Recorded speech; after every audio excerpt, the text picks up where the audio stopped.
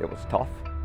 When I'd go out to the barn in the morning, I didn't know what I was gonna find. About a year and a half after they went online, we moved out of our house. I don't know how else to say it. They're not a farm, period. You suffering is okay. When your kids are suffering, that really affects you as a mom. Ear pain, pressure, headaches, dizziness, failure to sleep, chest pressure, chest pain. There's just a litany of symptoms that are universal, i.e. they're not just here in Shirley Wind, they're all over the world.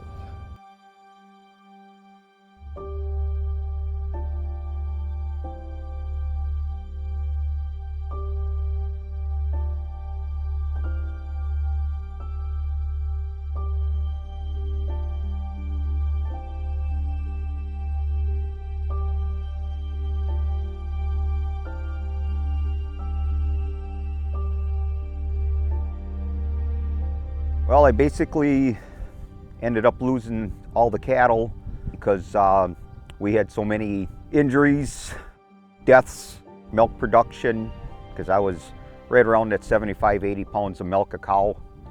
And within about 3 weeks after the turbines went up, we were down to 28 pounds a cow. The first approximately 9 months, we had 70 plus animals that either died or went down that had to be euthanized. And it just got to the point that we couldn't survive anymore on the cattle, and we didn't want to put the cattle through all the effects that they were getting off the turbines. In my professional opinion, most of the nuisance problems and health problems is primarily coming from the pressure pulsations in the infrasound range, which is basically inaudible noise. So what is infrasound? Infrasound is a very low hertz level noise. Probably hear it in kids' car stereos that they have nowadays with a very loud booming noise. That's in the infrasound range. And infrasound can be audible if the noise level is very high, but what we're recording from the wind turbines is showing it to be, for the most part, in the inaudible range.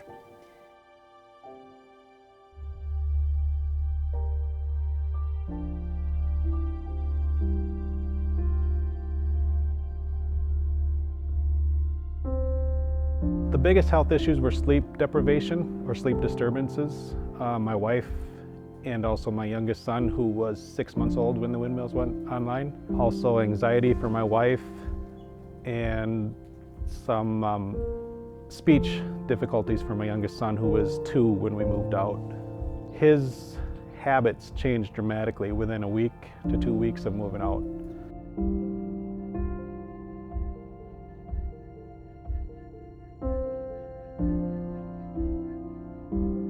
So I am currently sleeping in the basement, and I have been sleeping in the basement probably for the past 7 years, 8 years.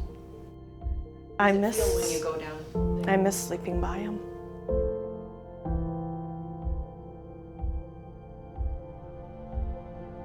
A wind developer stopped out at the farm here one day. He's trying to convince me that we should put windmills on this farm. And I said, what do you tell people who can't sleep because of the noise and the vibration? He says, all you need is some sleeping pills and you can sleep through it. That was a wind developer telling me that.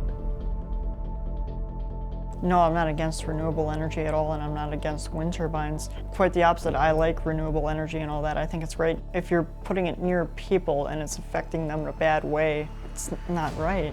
Especially since they know and we keep telling them and they're fine with it.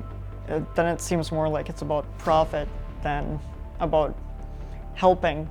There are a number of things that we can do. I don't know why people haven't done it.